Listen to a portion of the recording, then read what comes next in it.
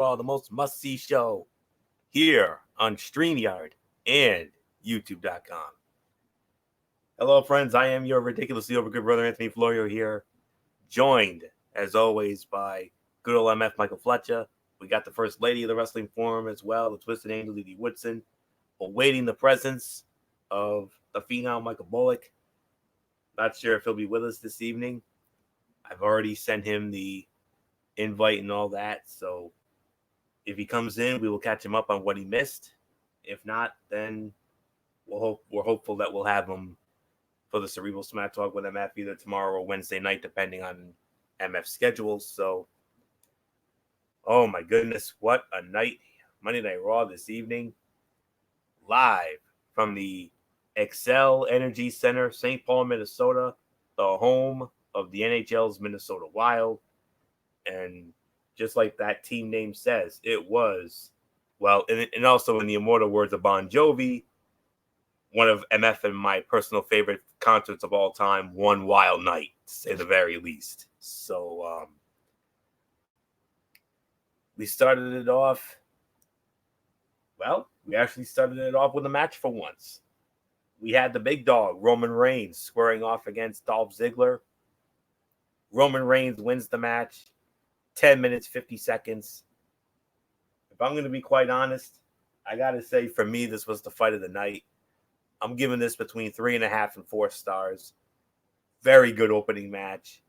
And as well as the near falls were, as some of them were, it was, I know for some people it was impossible to buy into the possibility of Ziggler, actually getting a win here. But nonetheless, though, I mean, great action. There were those great near falls. The outcome was never in doubt. I mean, I kind of had a feeling that Ziggler was going to go. I mean, Reigns was going to go over, but man, Dolph looked good tonight. I will say that for sure. So, a great way to start off this wild night of Monday Night Raw. So, there's really nothing more for me to say on this. I'm gonna have good old Michael Fletcher come on in. Let's get your thoughts on what I consider the fight of the night. Roman Reigns, Dolph Ziggler. What a match. I'm a little surprised, but yeah, I kind of have to agree. This was the fight of the night. Great, solid fight. 3.5 to 3 3/4. I don't think I can give it the 4, Anthony, but I will give you that. It was definitely a lot more better than we thought. It was a lot more better matchup overall. So at the end of the day, yeah, they did a great job. Everybody did it great as well, and there's really nothing more to say. So no, Didi Woodson, I'll give it to you, my love. Yeah, I'll agree with Fletch on the rating. It was a solid match. They worked hard. There's just no drama in Dolph winning or anything. So, the right person won in this case. So, yeah, I mean, I have nothing negative to say about it. So, let's go on. Now, you may have noticed when it came to the commentary team, and I know Didi Woodson was very pleased to see this. Corey Graves was not on the show this evening. They said he was on vacation. So Michael Cole and Renee Young were joined at first, and I say the words at first, by WWE Hall of Famer and a former commentary mainstay on Monday Night Raw for so many years, Jerry the King Lawler. Whether it was with Vince McMahon or with Jim Ross. I mean, especially Jim Ross. I mean, the King is no stranger to the stage announce table, my friends. I mean, we all remember those 3+ years that he and JR worked the stage announce table, and great to see him. And he was scheduled to have a King's Court segment, and his guest was going to be the returning Sasha Banks. Unfortunately, that did not happen because the Fiend strikes again. MF, another week, another Hall of Famer. First it was Mick Foley, then it was Kurt Angle, now Jerry the King Lawler. What does the Fiend have against all these legends? Let me in. That's all it is. He just wants to come out and play. The Fiend can do whatever the hell he wants because it's the Fiend. You know the sick, twisted mind of Bray Wyatt. They're gonna make him one of the most dominating forces in WWE, and that's how you do it. You make the note, you make the thing until somebody comes up and stops the Fiend. He's gonna keep doing this. It doesn't matter who the hell you are. If you get in his way, you're gonna pay the price. So, I mean, that's the way it seems like the storyline's going. It's just, it is what it is. So, nothing more to say. The Fiend did his work. At least he didn't hurt Jerry Lawler. They did it in a nice way. They did it a dignified way. He didn't take a serious bump. He got caught with the mandible claw just like Foley. So it was a semi-bump, but it served the purpose. Is that the Fiend is a devilish, evil, sadistic individual that you don't know what you're going to get night in and night out. And I love it. I love this Fiend. This is the most over Bray Wyatt has ever been in WWE. From the awesome entrance at SummerSlam to the darn near destruction he did against Finn Balor to now what he's doing, they have done an incredible job of working Bray Wyatt. And I hope they keep it up because right now I'm a fan. I am a fan of the Fiend. I am a fan of this new iteration of Bray Wyatt. I love it. I love it. Nothing more to say. I'm just glad Vince hasn't screwed up anything with Bray Wyatt's new character. It's definitely, a dark character. It's definitely, something different that we haven't really seen in WWE. And yeah, he's going after the legends, but he's doing it in a respectable way. So, I don't have a lot negative to say. I mean, this was a really very good segment just to build up around Bray and and stuff. So not much more to say. It's yours, Florio. Yes, MF is not the only one who's high on the Fiend Bray Wyatt. Of course, I think out of all of us, I know all of us are high on him, but I think there's no one who I think is more higher on him than Derek Ferrera is. I mean, Derek Ferrera, there's no question about it. I mean, but let me just say it like this. Jerry Lawler, give him credit. I mean, he didn't just sit there like a moron and tried to leave the ring once he saw the Fiend's entrance start. Granted, he went to the stage, which is probably the second worst place to go, but at least he did something. And as great as it was to get the new Fiend character over, which is always a good thing, there was a part of me that was a little disappointed because I really wanted to hear from Sasha Banks. But don't worry, we ended up getting to hear from her a little bit later on in the night. But in addition, before Jerry Lawler was going to bring Sasha Banks out, he put over the King of the Ring tournament, which started this evening. Put over all the legends who had won it, from your Bret Harts to your Stone Colds, Brock Lesnar's, the whole 9 yards. And that's all there is to say on that. So another change to the commentary team. My guy from 205 Live, Vic Joseph.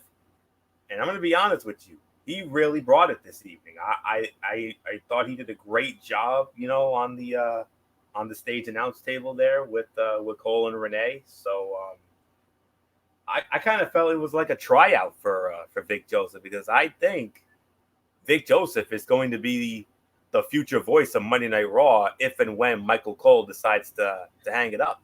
I agree. I kind of feel like what they're going to do is, I think, and this is just me personally, I know a lot of people would love to see Mauro Ranallo be the voice of Monday Night Raw, but with all the commitments and everything going on, as many of you guys know, Vic Joseph is actually the voice of NXT UK with Nigel McGuinness, and that team is getting a lot of positive feedback going on right now. So maybe McGuinness and Vic Joseph, maybe the future A team or even the future B team of SmackDown, because that's what I'm hearing now about down the line.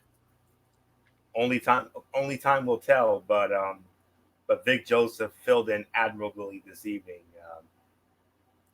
I think we might have saw a glimpse into the future. That's all there is to say on that. So let's get into this tag team action. We had Ricochet and The Miz squaring off against Drew McIntyre and Baron Corbin. These 4 guys were not in action. These are 4 of the 8 Raw superstars in the King of the Ring tournament. The other 4 we'll get into in a bit. But nonetheless, it was Ricochet and The Miz. They get the win at 10 minutes and 10 seconds. Didi Woodson, apparently Baron Corbin's got a bit of a new look here this time around. And I kind of like it, honestly. A little bit.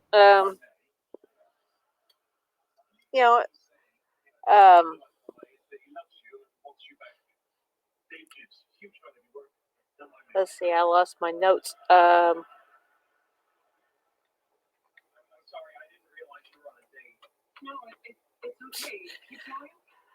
Anyway, I've lost where I was on my notes, but yeah, he's got a little bit of a new look, and it's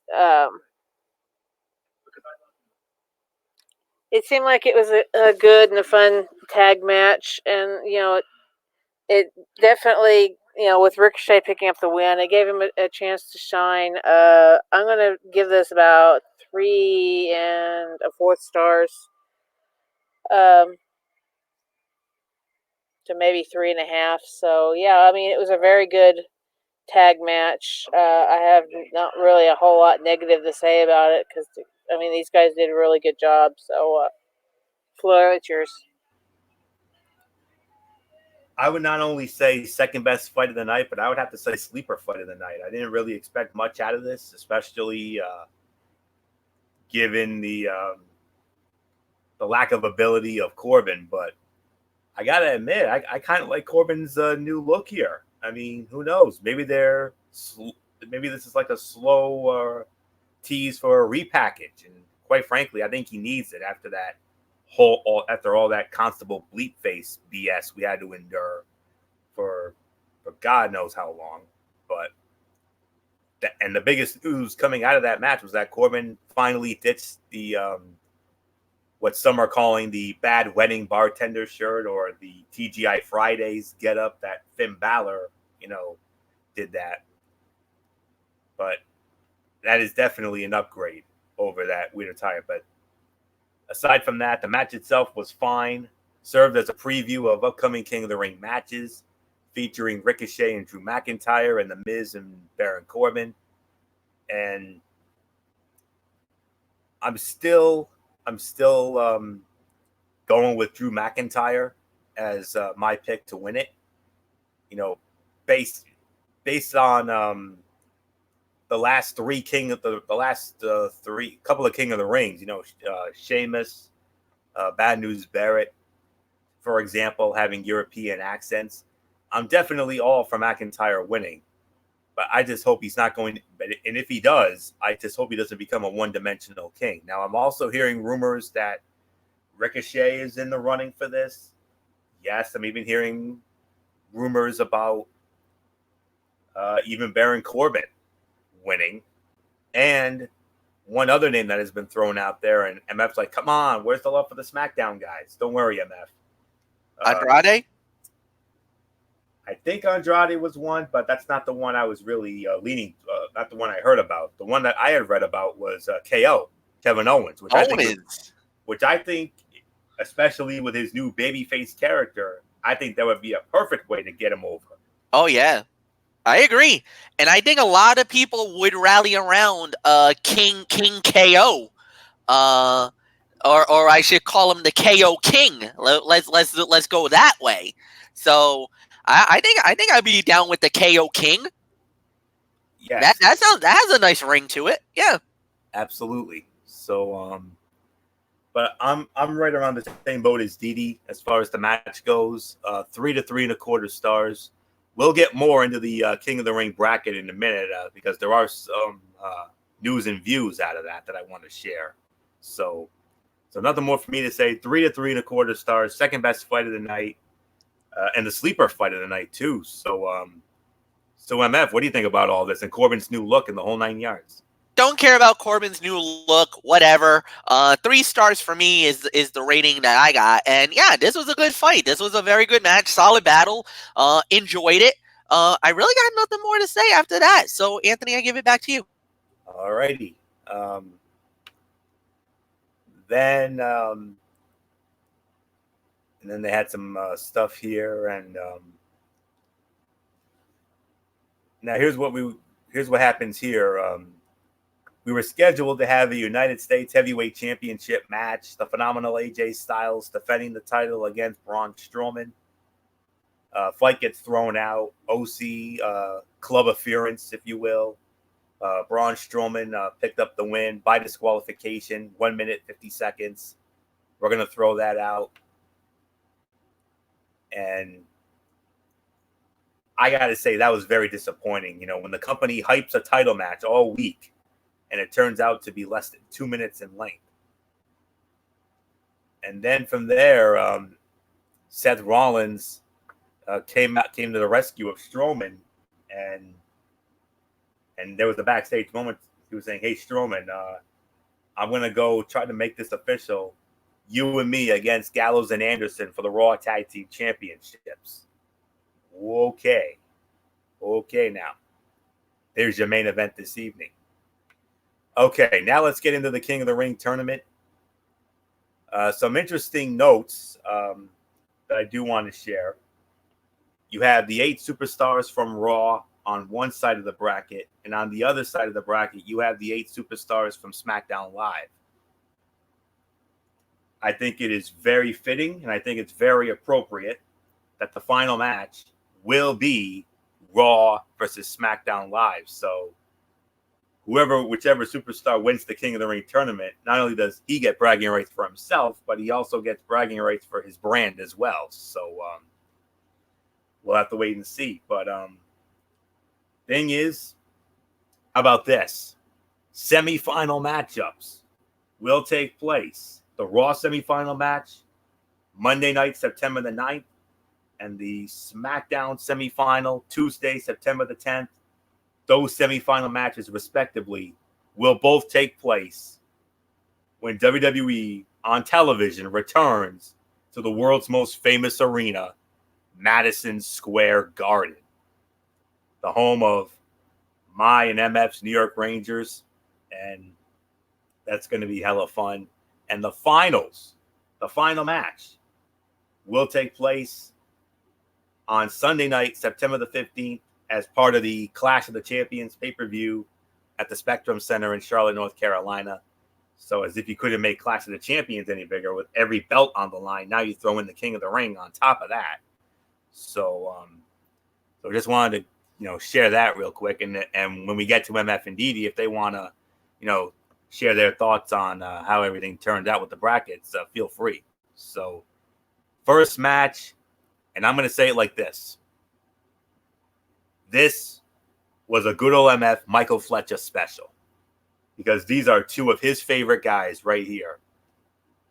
Samoa Joe, Cesaro, or as MF likes to refer to him, Antonio Cesaro. This is a Fletcher dream match.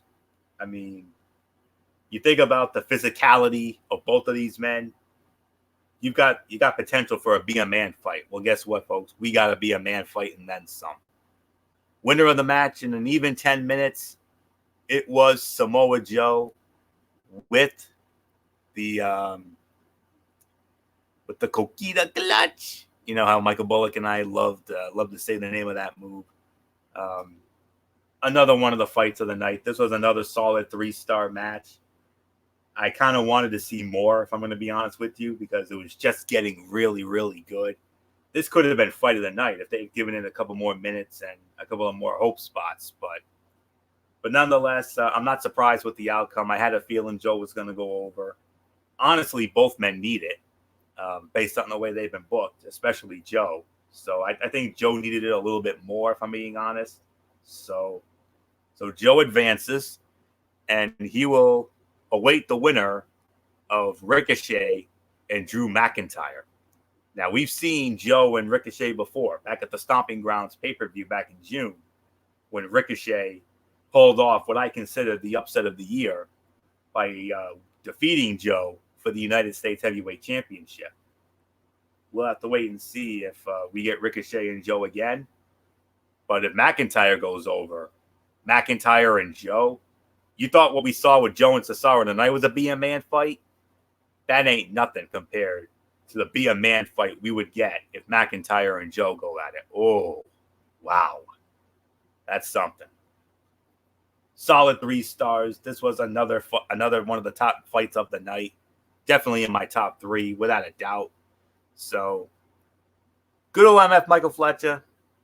This was, without a doubt, a Michael Fletcher special. These are 2 of your personal favorites. A Be a Man fight on top of it. I'm sure you were grinning like the Cheshire Cat throughout this bout. What a way to start the King of the Ring tournament as well. Holy freaking crap. If this is what we're going to get for the King of the Ring tournament, my God, buckle up your seatbelts and let's go. As one of my friends, Pat McAfee would say, just let's go, bro. Let's go, cuzzo. This was excellent, man. This was another top fight of the night, another 3-star special, and this was a good matchup, man.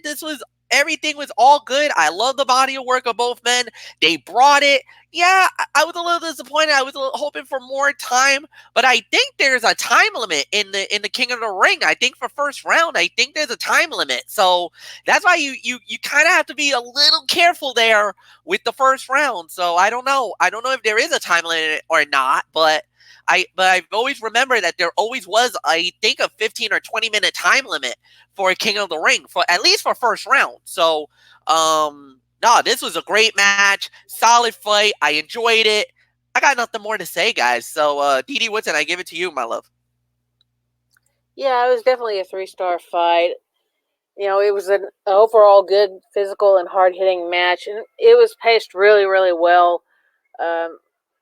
You know, and I think a lot of people were kind of surprised that Cesaro could actually swing Joe, even though it wasn't like he usually does. I mean, where he does it like 20 times. But, I mean, he got it in there, and then he started slapping on his own submissions. So, you know, it was a very well-done match, and, you know, I still have nothing negative to say about it. I mean, good start for the King of the Ring tournament. So, Florio, it's yours. Yes, indeed. Great way to start it. Then we had 24/7 silliness. Elias had a lot of technical issues during what was going to be another one of his meh performances. This ended up being a meh segment because you had R-Truth come out, but somehow Elias escaped. So that's all there is to say on that. And then we had a very emotional backstage moment. The beautiful Charlie Caruso, you know how much I love that one. She interviewed Rey Mysterio, and it looked like Rey was about to announce his retirement until son Dominic, and you remember Dominic. I mean, we all remember the infamous angle with Rey Mysterio and Eddie Guerrero, SummerSlam in 2005. Well, let me tell you something. That little boy has just become a man, a big man. Man, he got big, man. Oh my goodness, that's not little Dominic anymore, folks. I mean, he is a man now. Let me tell you. But anyway, that was a very good segment there. Rey had that genuine emotion, and you know, Dominic trying to convince his father to stay, and who knows? There was a part of me that was thinking, was Dominic actually going to turn on his dad? I mean, that would be something. So stay tuned. That's all I can say. So, and then we had, courtesy of the wild card rule, the SmackDown Tag Team Champions, Big E Langston and Xavier Woods in the New Day against the Revival non-title match. Fight gets thrown out. 6 minutes and 20 seconds. That damn Viper shows up. Oh, Randy Orton. Oh. You thought MF was grinning from ear to ear during that Cesaro and Joe match. Well, I think he was grinning even more. Not like the Cheshire Cat, but I think he had that sinister grin on his face, seeing Randy Orton coming out, raising hell, and, you know, laying out the New Day again. Xavier Woods got jacked up, and of course it's going to be an NA across the board when it comes to the match because he got thrown out. But I just want to say it like this, and MF and Didi, if you want to throw in a thought on this, feel free. Randy Orton in a Revival as the next great possible power stable in WWE? Yes, sign me up. I would love to see that. The next Legacy, perhaps. It could be. And the thing is that the Revival was on the way out of WWE, and now they're going to pair him. They're going to pair them with possibly one of the most deadliest and most sadistic guys in WWE, the Apex Predator, Randy Orton. Oh, I think there's going to be some fun here, folks. Get ready for some fun. And even a couple of my boys were talking about, man, what is that going to look like? Orton and the Revival together? Man, yeah. There ain't going to be no sports entertainment with that. There's going to be some professional wrestling coming to that one because Orton's old school. I mean, he's third generation. Yep. So to have him run with two guys who preaches about professional wrestling and not sports entertainment, this could be the start of a beautiful friendship, to say the very least. This is something I would sign up for. So, oh yeah. This is something I would even sign up for. I think even Derek Ferreira might even agree with this. That with Orton and the Revival, this is gonna be fun. This is gonna be fun, folks. I got 2 words for you. Say yeah. I'll say yeah. I'm definitely for it. The Shatter Machine meets the 3 most devastating letters in all of WWE, the RKO. Whoa. Wow. Didi Whitson, do you have a quick comment, or do you want to just move on? Honestly, I miss the old days where we had the little, the stables and stuff, and Yes. And New Day kind of is a mini stable, just like OC is a mini stable. And you also have over in NXT. We've really hyped up on this. The Undisputed Era being one. Yep. So,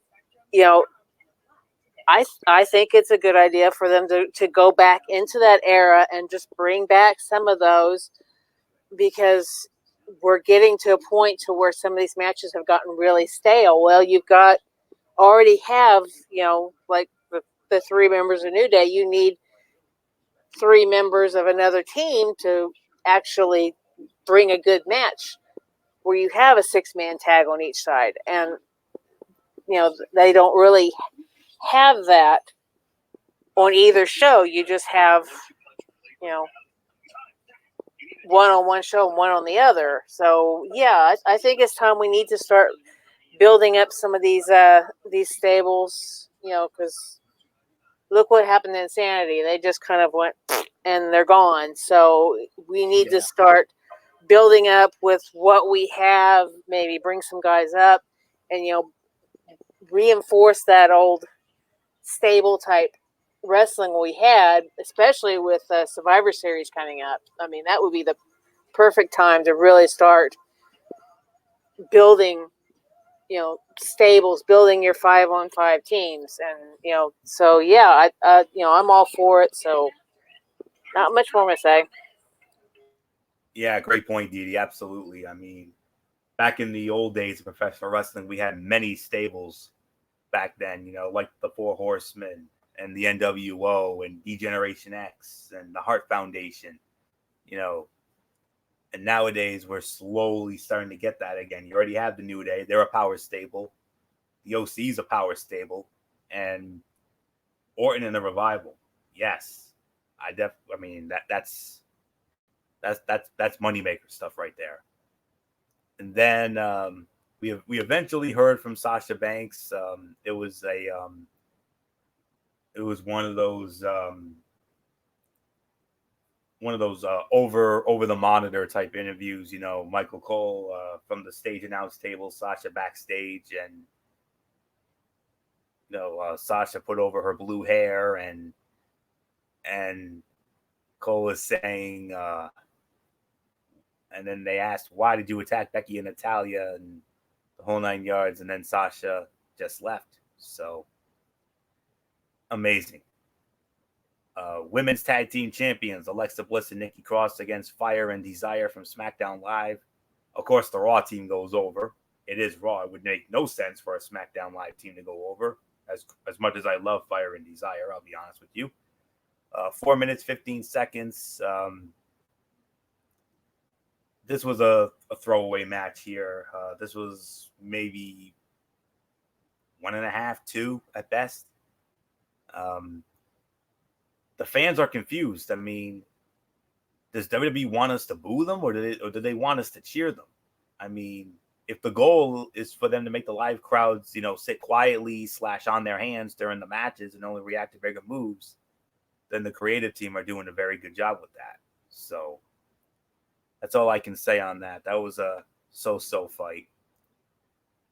You would think with this next match being a King of the Ring match that it would be something good, but unfortunately it was not. We had Cedric Alexander against Sami Zayn, and Cedric Alexander goes over 3 minutes and 35 seconds. Way, way too short of a match. 1 to 1.5. I mean, Alexander will face the winner of the Baron Corbin versus Miz match, while Zayn will return to losing regular matches every week. And the fact that he has mentioned all his losses and that the broadcast team has played up his losing ways, I'm hopeful that a change is coming for him. So that's all there is to say on that. Then we had a backstage moment with the now former NXT Tag Team Champions, the Street Profits. If you don't know, at the last set of NXT tapings, the Street Profits lost the NXT Tag Team Championships to the Undisputed Era. They have regained the titles, so that's why you didn't see the belts on them. But we'll see what happens. So and then from there, Sasha Banks attacks Natalya in a backstage segment, a tasteless backstage segment. So we're just going to move on to the main event of the evening. Raw Tag Team Championships are on the line. The champions, Luke Gallows and Carl Anderson, defending the titles against the Universal Champion, Seth Rollins, and the Monster Among Men, Braun Strowman. Winners of the match in 12 minutes and 15 seconds. And the new Raw Tag Team Champions, Seth Rollins, Braun Strowman. Braun Strowman with the running power slam on Carl Anderson. AJ Styles tried to interfere, but Seth Rollins beat him to the punch with a curb stomp. New Raw Tag Team Champions. I think it's MF who starts on this one. Am I correct? I believe it is UMF. Am I right on that? So, all right. Yeah, MF, it is you, right? Because I think I'll take it. Yeah. Yeah, because I think I let off on the last relevant thing we got into, but this is beyond irrelevant here. New Raw Tag Team Champion Seth Rollins is a double champion. He's a triple champion. He's actually a triple champion. Yes, he's also for all you gamers out there, the reigning, defending, up, down world champion.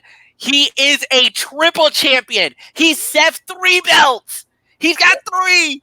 Yep, but that is true. But for this purpose, he is he's a double champion. He is one half. He is now a 4-time Raw Tag Team champ, a 3 or 4-time Raw Tag Champion, as well as the Universal Champion. Braun Strowman, his second run with it. The other run, of course, being the infamous Nicholas moment from WrestleMania 34.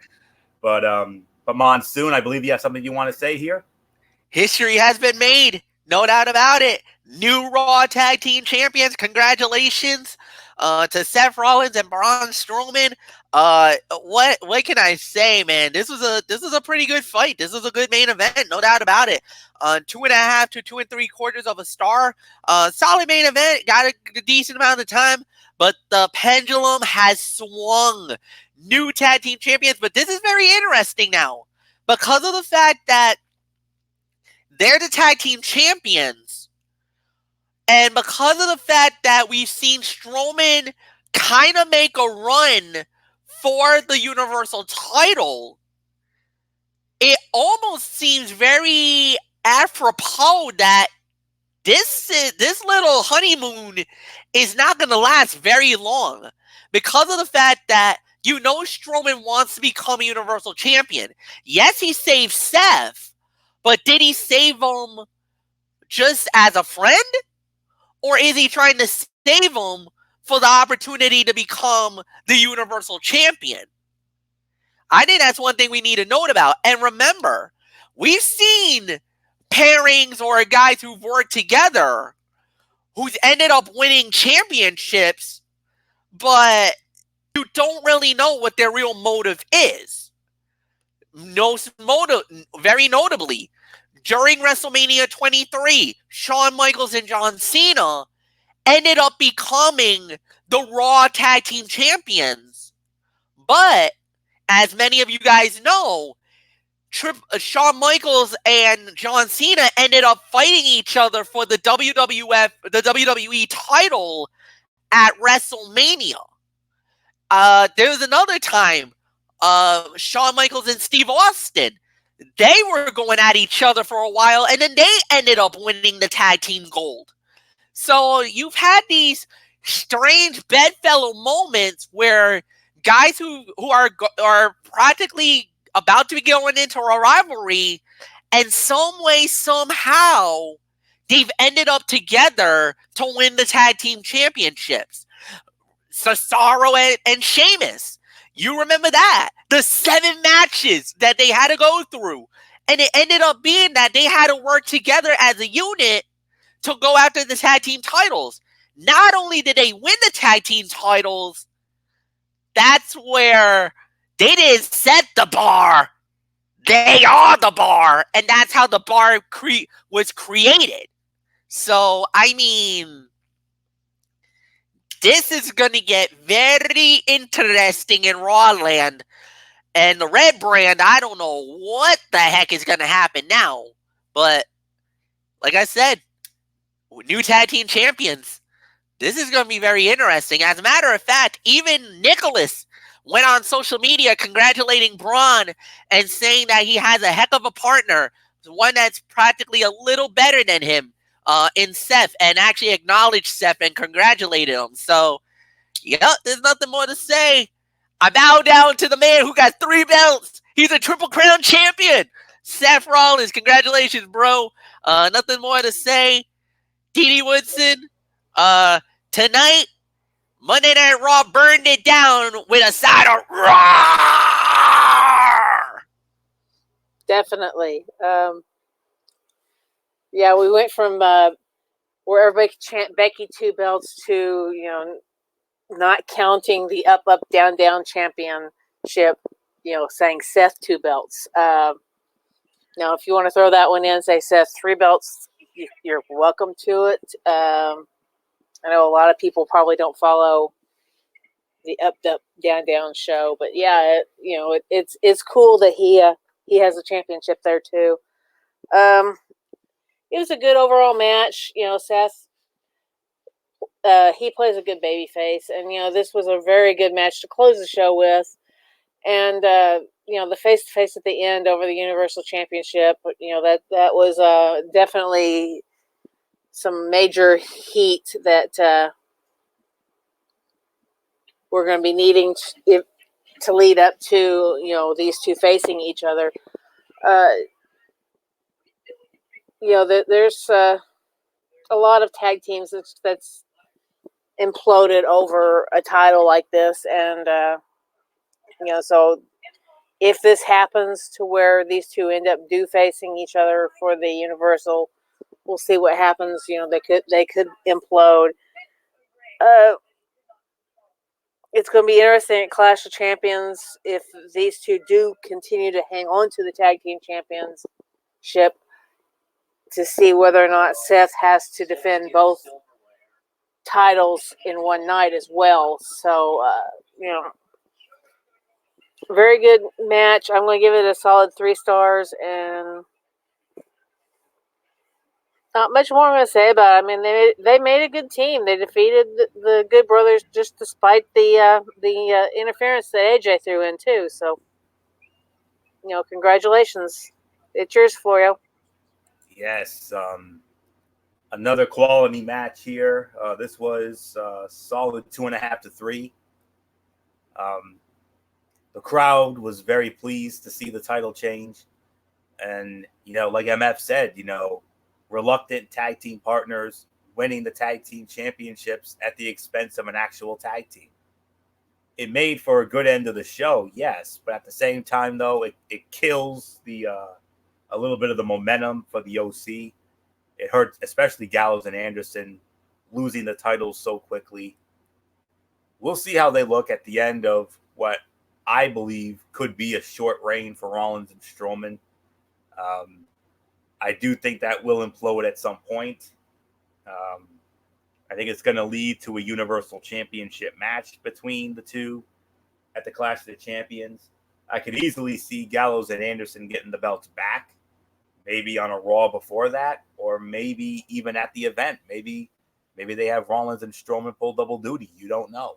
I mean, it's very possible. So, so many things to think about there, but nonetheless, another quality match this evening. This was a solid 2.5 to 3 without a doubt. So with that, let's get into our overall review of Monday Night Raw. Didi Whitson, we're going to start it with you here.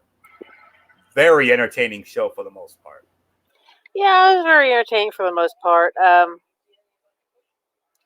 mean, there's a lot of things, that went on throughout the whole show.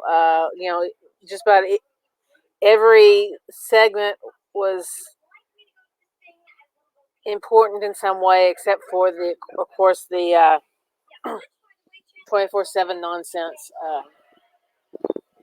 Because everything was either storyline building or, trying to lead to maybe a possible match at the pay-per-view. As far as Sasha Banks with her blue hair, I've heard that, that's because of something that's close to my heart, which is the autism awareness. Apparently she has a family member that has that, and so she went blue for that. But she's doing a good job, as a heel, and just taking it to Natty and Becky both. Like I said, don't have anything really super negative to say about it. I mean, it was a fairly good show. I'm gonna probably go 7 stars for Raw because like I said, it from opening to close, you had a couple of non-rating matches or matches that didn't really go anywhere or was just too short or disqualifications, but for the most part, even those, even if they were short, you still had something to kind of chew on a little bit with it. So, like I said, I don't really have a whole lot negative to say. It was a pretty good show. So I will see you guys for SmackDown. Good night. All right. Good night, Didi. We'll let you know when that is in just a bit. So yeah, I'm gonna give this somewhere between 7.5 and 8. Maybe more 7.5, honestly. 4 quality matches on this show here tonight. Roman Reigns and Dolph Ziggler was the show stealer this evening. And then you throw in a very good tag team match with Miz and with Ricochet and Miz against McIntyre and Corbin. That was another quality match.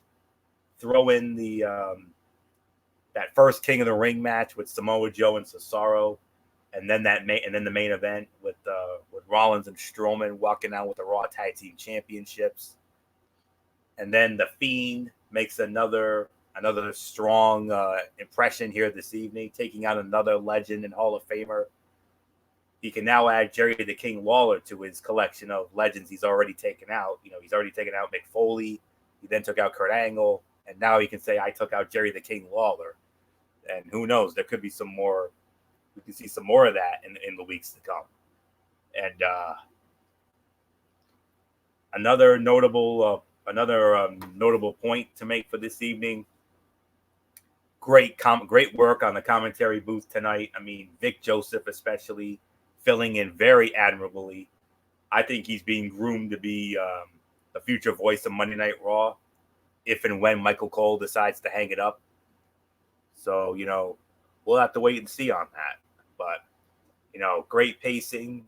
Yeah, there were some throwaway stuff. There was some throwaway nonsense in there, unfortunately. Some of the matches were some mech fights, but other than that, I was very pleased with this show tonight. An entertaining show for the most part. And SmackDown Live definitely has their work cut out for them tomorrow night in Sioux Falls, South Dakota. We're going to see a couple of their King of the Ring matches. Apollo Crews and Andrade, I believe. That's one of the matches that was announced. We're also going to get Kevin Owens against Elias and a potential match of the year possible candidate when you have the new Daniel Bryan squaring off against Buddy Murphy. Okay, now. Okay. And I can hear MF licking his chops at the sound of that. So really nothing more to say. This was a solid 7.5 for me. Very good show tonight. No doubt about it. So MF, tomorrow night, you heard the rundown for SmackDown Live tomorrow night. You guys and gals have your work cut out for you in Sioux Falls, South Dakota tomorrow. Yeah, but I kind of feel like, I hope that you guys get the same success I hope we get the same success as you guys did, because apparently Vince was not there. Triple H, Heyman, and Kevin Dunn basically ran the show. That's why the show is a success. There was no McMahon. Hopefully the same thing happens tomorrow, because if it does, who knows? SmackDown Live might just do just as good, maybe go even better with the land of opportunity. So we'll see what happens. 7 to 7.5 is the correct rating. Tony, it's time for your Tony's take. Go for it, man. It's all yours. All righty. Tony's take here and now. And the routine. We're going to get into 205 Live and Impact Wrestling, and started off with 205 Live. And here's what we have. We had... as soon as it loads up here. Okay. We had Akira Tozawa squaring off against Jack Gallagher. Akira Tozawa wins the match. 8 minutes, 50 seconds. Solid 3-star match. Good opener. The finish keeping things open for a possible rematch down the road. Lince Dorado, Kalisto, and Humberto Carrillo squaring off against Daivari and the Singh brothers. The face team, Dorado, Kalisto, and Carrillo go over 7 minutes, 5 seconds. 2 3/4, teetering on 3, pretty good, and continue the Daivari, Carrillo, Dorado angle they started a week ago. And then in the main event, we had a return match. Cruiserweight champion Drew Gulak defending against his SummerSlam opponent Oney Lorcan in a return match. Drew Gulak wins the match, 12 minutes, 58 seconds via a referee stoppage. 4-star match. This was a great hard-hitting sprint. Far better than the SummerSlam match. This is the match we should have gotten at SummerSlam on the SummerSlam kickoff show, honestly. We didn't get that there, But thankfully, we got it on this show. Drew Gulak continues to roll along as the Cruiserweight champion of the world. 7.25 out of 10.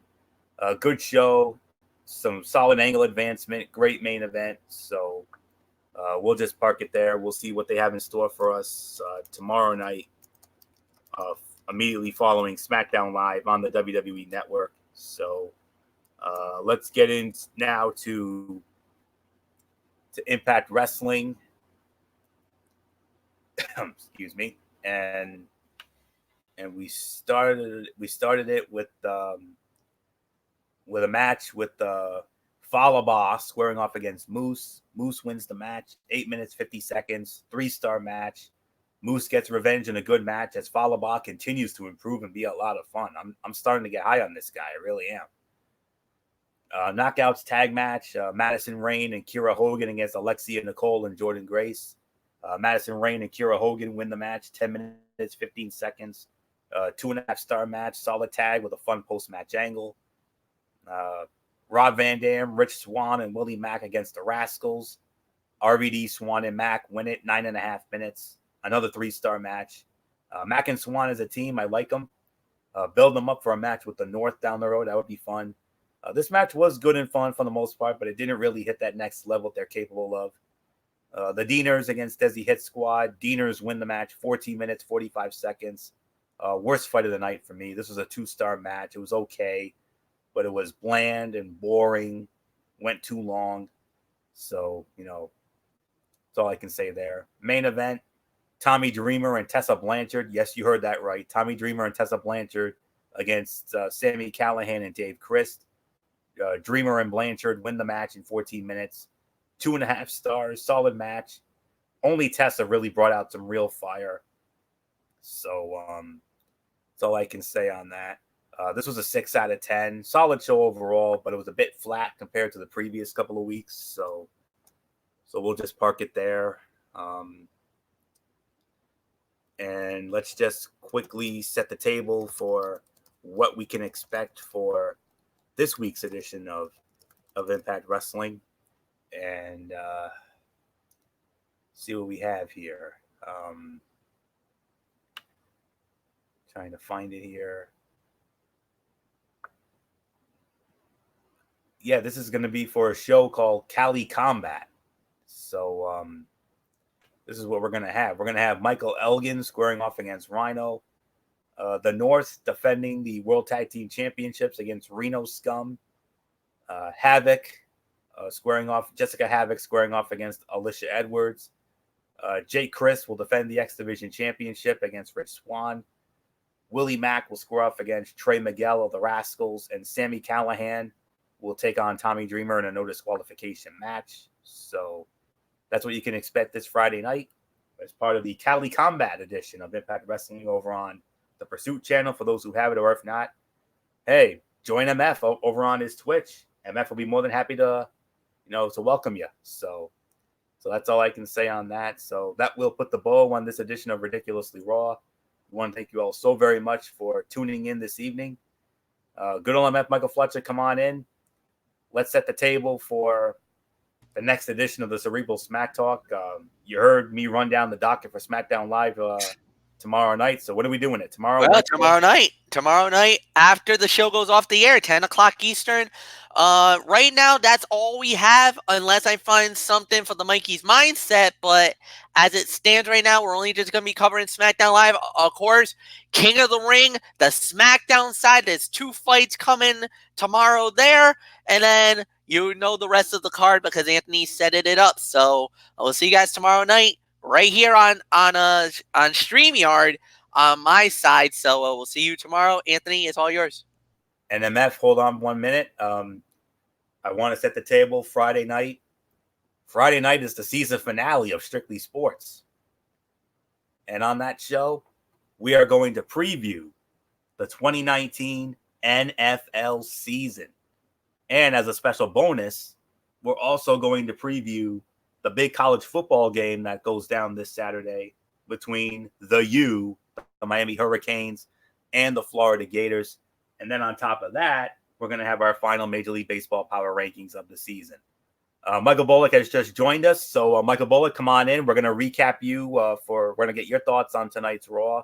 We're going to give you the segment-by-segment play-by-play. So let's get Bullock caught up here right now. And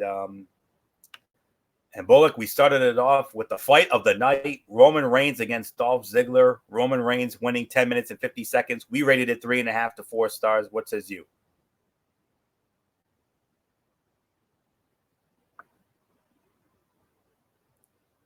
The 4 stars as oh yeah, I'll give it about 3.5 to 4 stars as well. I mean, yeah, this was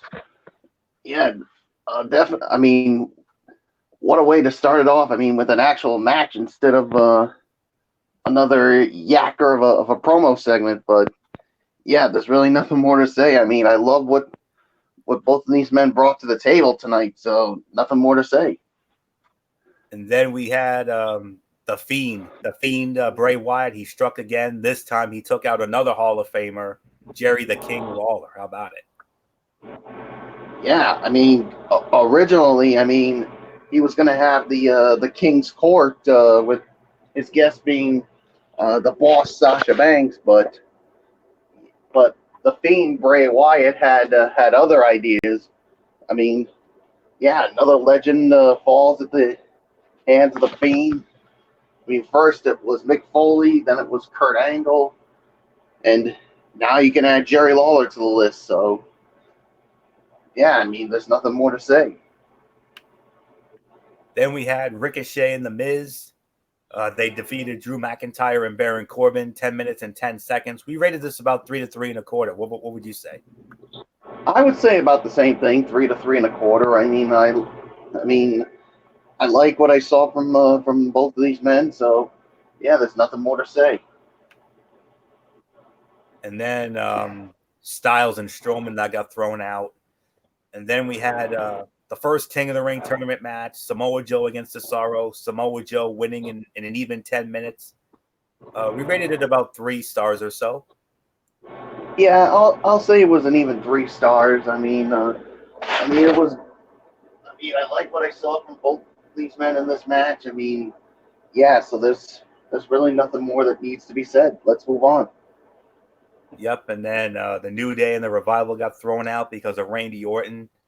Randy Orton and the Revival. That seems like a nice little power stable for the future. Yeah, I mean, you could say. I mean, it almost has a feeling of Legacy 2.0. Yes. And then Alexa Bliss and Nikki Cross against Mandy Rose and Sonya Deville. That was a short match. Zayn and Alexander winning that. So that was a short match. And then Gallows and Anderson defended the Raw Tag Team Championships against Seth Rollins and Braun Strowman. Mr. Bullock, we got new champions, Seth Rollins and Braun Strowman, 12 minutes and 15 seconds. We rated this about 2.5 to 3 or so. History made. Yeah, 2.5 to 3 stars is my rating as well. I mean, yeah, history was definitely made tonight. I mean, and now Rollins is a double champion, and Braun Strowman once again holds the Raw Tag Team titles, but this time with an actual superstar. Yes, and not John Cone's young son Nicholas. So yeah, after that silliness we saw at WrestleMania 34. So now let's quickly get to your overall review. We rated this between 7.5 or so. I would say about that, 7 to 7.5. I mean, Monday Night Raw continues to improve. I mean, the matches have been getting better. I mean, yeah, we did have some short ones here, but I'll tell you what. I mean, Sasha Banks. I mean, boy howdy. I mean, her heel character is really coming into play. I mean, Michael Cole was trying to interview her and about what happened last week, and all she said was, "You're welcome," and then she literally, Florio, dropped the mic and walked out. He sure did. Yeah, and then she once again attacked Natty savagely, and then, let's just say Sasha Banks went there. First she tells need to go to hell, and then saying, "Oh, say hi to Daddy for me." I'm like, "Oh, Yeah, ouch." very, very tasteless. I agree. That was a very tasteless. Yeah. I understand you're trying to push her new heel character, but to me, that one went over the line tonight. I mean, Sasha Banks to me crossed the line that you do not cross, Mrs. Sasha Banks. I mean, if you ever cross a line like that again, watch out. The Phenom's coming after you big time. I don't care if you're from Boston. You gave New Englanders a bad taste. Okay, so now that we'll put the bow on this edition of Ridiculously Raw. And Bullet, just to let you know, Cerebral Smack Talk will be tomorrow night, immediately following SmackDown Live over on MFSN, of course. And Friday night, Strictly Sports, the season finale. We're going to be previewing the NFL season. We'll also give our prediction for the Miami and Florida college football game this weekend, and then our final Major League Baseball power rankings. So there you go. So now you're all caught up, and then of course, a week from tonight, we'll be back here for another edition of Ridiculously Raw. So that's it. So until tomorrow night for the Cerebral Smack Talk over on MFSN, it's your ridiculously over good brother Anthony Florio here for the Phenom Michael Bolick, and in spirit, good old MF Michael Fletcher, the Twisted Angel Didi Woodson, and DF from RI401 Derek Ferreira, who puts it all together every week. Until then, as I always say, you know the routine, everybody. Thumbs up. Talk to you later. Yeah. Throw it up Fortune 4 style. Bye for now, my friends. God bless. Be good to each other. Have a blessed Tuesday. And until tomorrow night for this Cerebral Smack Talk, you've been watching Ridiculously Raw right here on our new home of StreamYard.com and YouTube.com as well.